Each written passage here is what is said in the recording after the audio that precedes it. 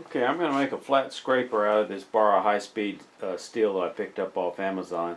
It's 8mm by 200mm by 20mm, so it's about 3/8 of an inch thick, about 3/4 of an inch, and about 8 inches long. I'm going to cut a tang on it, and I'm going to try 2 different approaches, and we'll see at the end which one comes out the best. But the first one we're going to I'm going to use a high-speed or I'm going to use an 4-inch angle grinder with a metal cutting wheel. And to mark where the tang is going to be, I'm just going to come on down here and kind of have a reference line.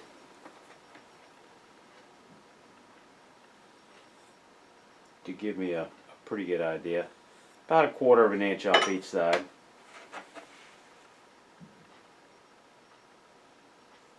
And we're going to do that on both sides.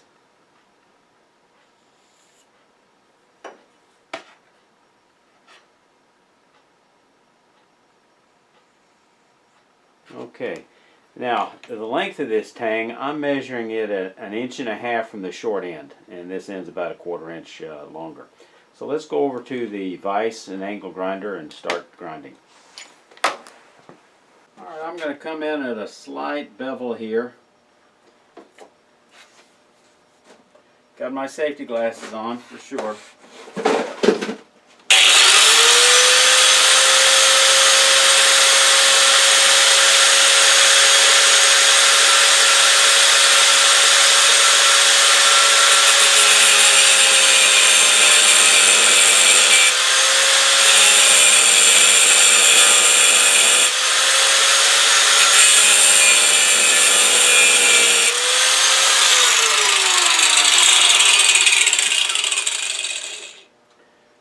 Okay, I can come back and modify that a little bit, but that'll give me a pretty good idea. I'm going to turn it around. We'll come right down, just like we're sawing that thing. I think I'm going to put on a pair of gloves though.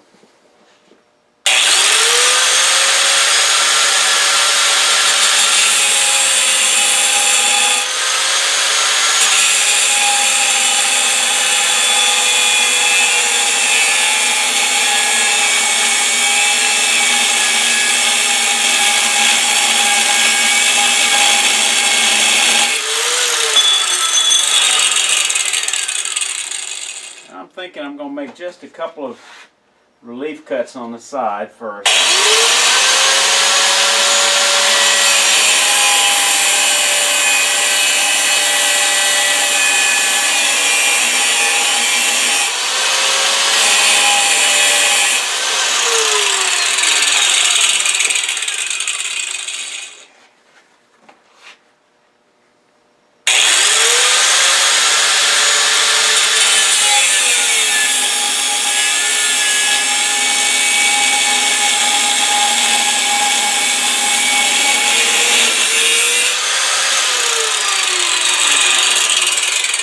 Against the edge here, so I'm going to come back from the other direction, and so you're not going to be able to see that.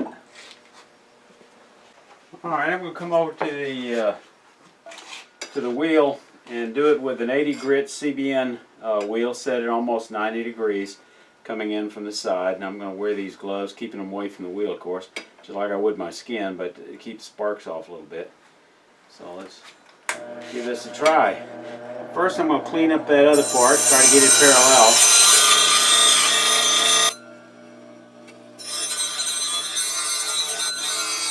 And this is a little bit, I'm going to use maybe that angle it. My goal is to fit this a half inch hole, so I may round these over a little bit, so we'll have it.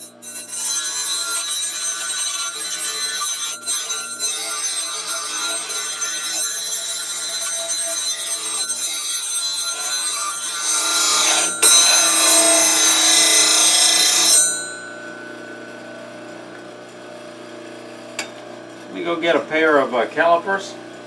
Be right back.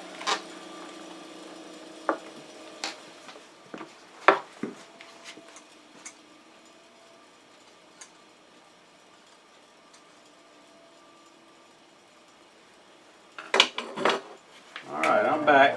I'm going to got a considerable bit more grinding to do.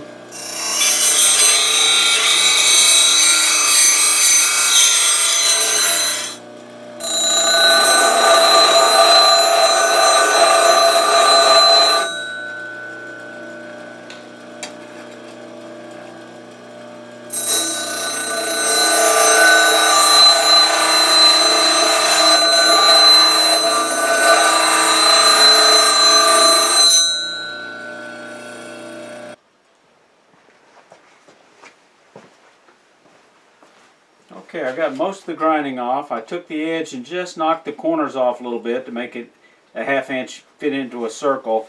I've got my drill gauge here, and a 1/2 inch, it doesn't quite fit, so I've marked it here where it's rubbing just a little bit, and I'm just going to take off just a little bit more on that one spot.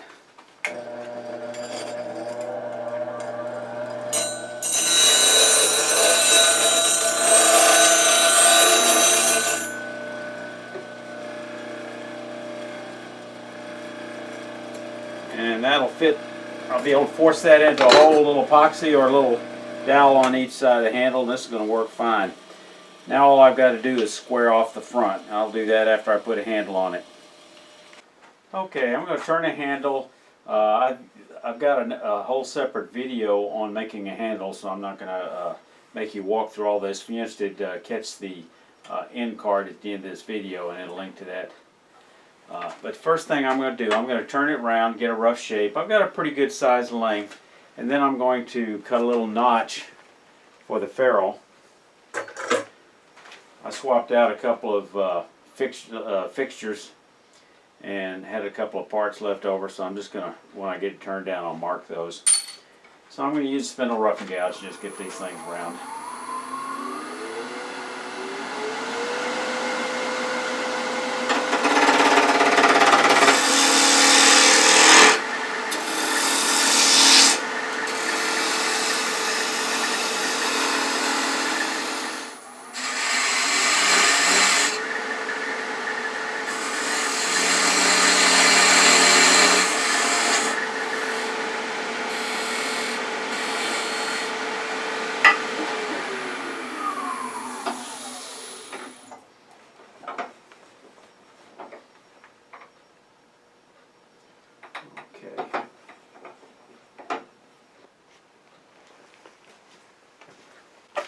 Okay, I put a small tenon on it to fit this brass fitting that I got off an old sink, and I sized it pretty close so I can hopefully thread this on for a nice snug fit.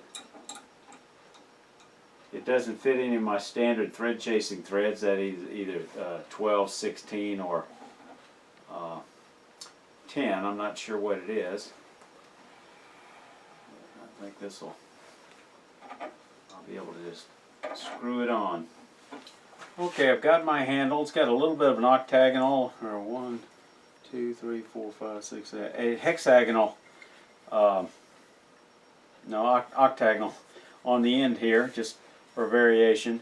Got the ferrule on, so now all I got to do is grind a bevel on one side to 80 degrees. I've got this set at about 80 degrees. Going to use the coarse grip wheel, lay it flat on tool rest. I've got a little bit of grinding to do.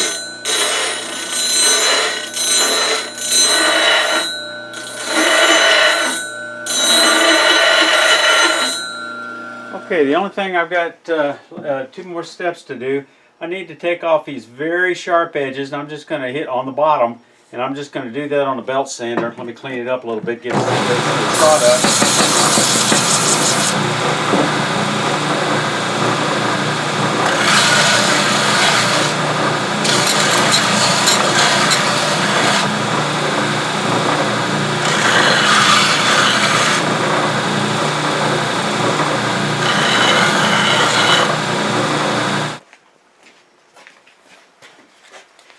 Okay, so I'm going to take a little 150 grit and just kind of polish up that edge a little bit, those corners, just so it'll run across the tool rest a little smoother. Then I'm going to throw this away. Obviously not going to use it on a piece of wood. If your sander, if your scraper comes with a very sharp edge, or your skew for that matter, this is something that you've got to do on it as well. Any scraper, just those corners, so it'll glide up if you come off it, tool rest a little bit. Alright, now I'm going to take some 160 grit, and I'm just going to polish the very top surface, get rid of any tooling marks. And now I've got the equivalent of a $50 scraper that cost me about $9.